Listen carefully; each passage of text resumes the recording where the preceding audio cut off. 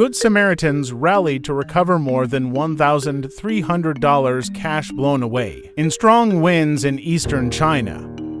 A man's attempt to pass 10,000 yuan cash to his friend through a car window went awry. The money, intended as a helpful transfer, ended up fluttering across the street, dispersed by an unexpected gust of wind.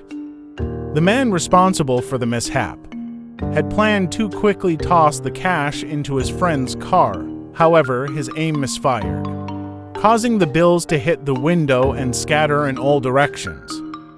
Shopkeepers and pedestrians in the vicinity immediately sprang into action. Without hesitation, they joined forces in a spontaneous cash hunt.